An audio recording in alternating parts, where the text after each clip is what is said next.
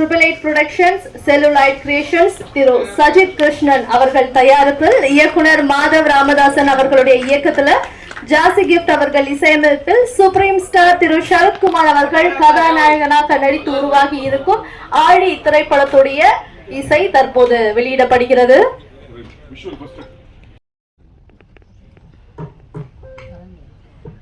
Hi, எல்லாருக்கும் வணக்கம்.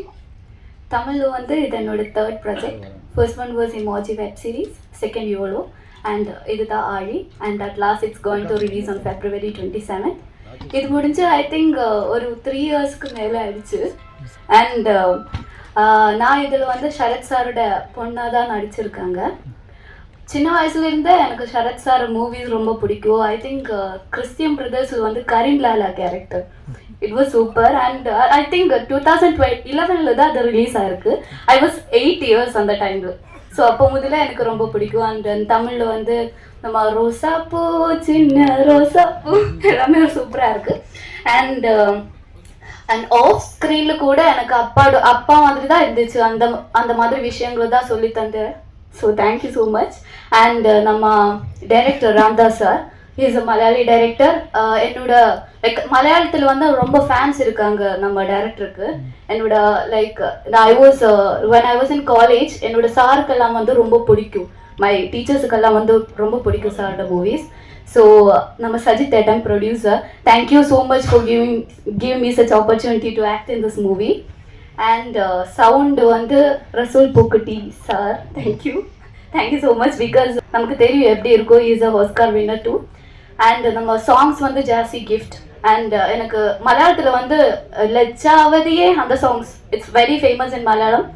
So அவங்க கூட எப்படி நடிக்க லைக் இந்த மாதிரி ஒர்க் பண்ணது ரொம்ப சந்தோஷமாக இருக்குது. அண்ட் என்னோட co actor Indrajith, he have done an amazing job. And எல்லாருக்கும் வந்து ரொம்ப நன்றி. நம்ம like DOP, cinematography team, direction team எல்லாருக்கும் வந்து ரொம்ப நன்றி. And thank you so much for coming here. And நீங்கள் தான் நம்ம படம் அடுத்த இடத்துக்கு எடுத்துகிட்டு போகணும். So thank you so much. ஆனால் அதில் கதை அழுத்தம் வந்து ஒரு ஜாஸ்தி இருக்கும், எஃபெக்ட் ஜாஸ்தி இருக்கும், இம்பேக்ட் ஜாஸ்தி இருக்கும். ஸோ அதுதான் மெயின். இந்த படமும் அதே மாதிரி தான். அவர் பேசும்போதே மாதவன் சார் என்ன சொன்னார்னா, கதை மேலே நான் என்னோட மேக்கிங் மேலே எனக்கு நம்பிக்கை இருக்குன்னாரு. அதே மாதிரி படமும் நல்லா வந்திருக்கு. பாடல்கள் அது வெறும் இறைச்சல்களுக்கு மத்தியில் பாடலே கேட்க மாட்டேங்குது இந்த காலத்தில்.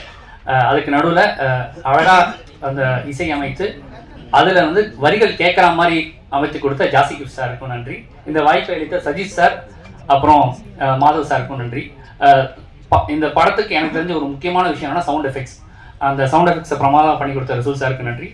அதே போல் எனக்கு தெரிஞ்சு சரத் சார் வந்து 90s எப்படி இருந்தார் அதே மாதிரி திரும்ப வந்திருக்காரு நினைக்கிறேன் இந்த படத்தில். ஸோ அவருக்கும் என்னோட வாழ்த்துக்கள். இந்த படத்தில் உழைத்த அனைவருக்கும் என்னுடைய வாழ்த்துக்கள்.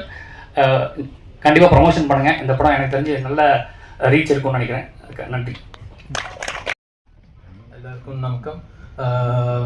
First of all, sorry, I can only I'm still working on my Tamil, so I'm going to be speaking in English. I'm sorry for that.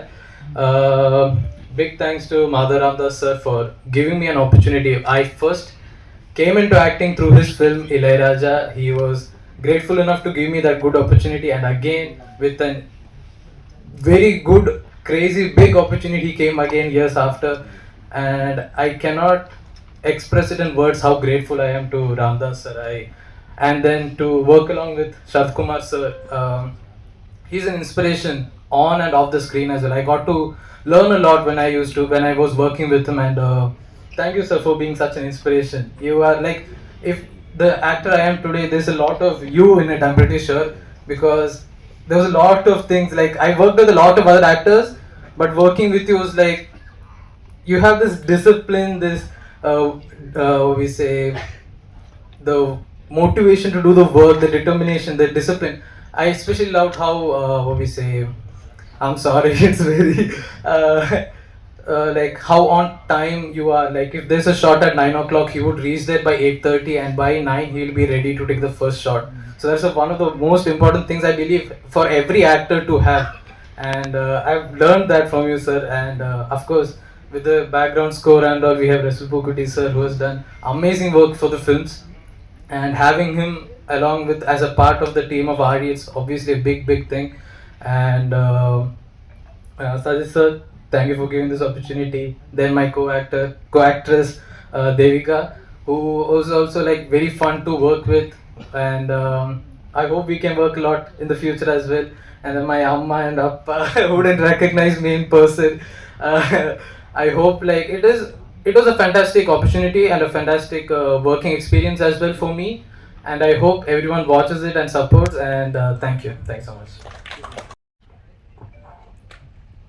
பத்திரிகை மற்றும் ஊடக நண்பர்கள் அனைவருக்கும் எனது இனிய காலை வணக்கம்.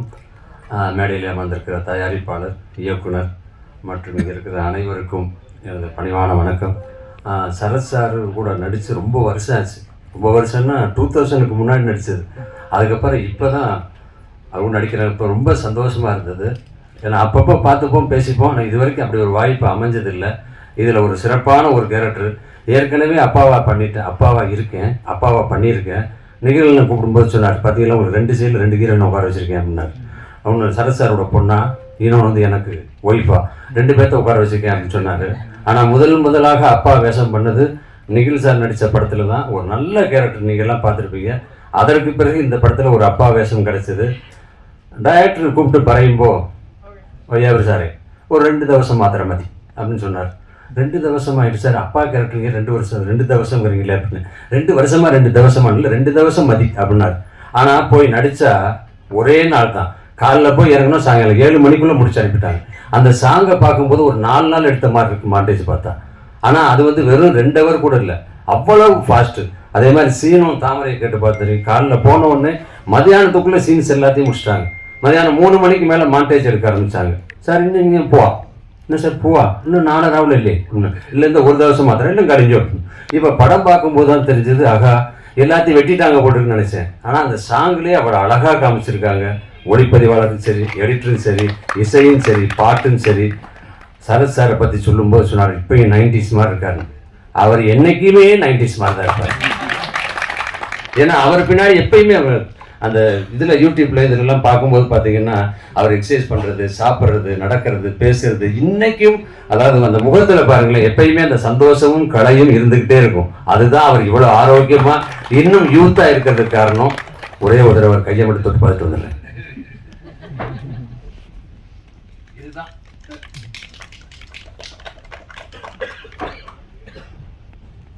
அப்புறம் வந்து உட்காந்தோடனே ஹீரோயின்கிட்ட கேட்டேன், என்ன எங்கூட பையனா நடிச்சார், இந்த ஹீரோ வரலையான்னு.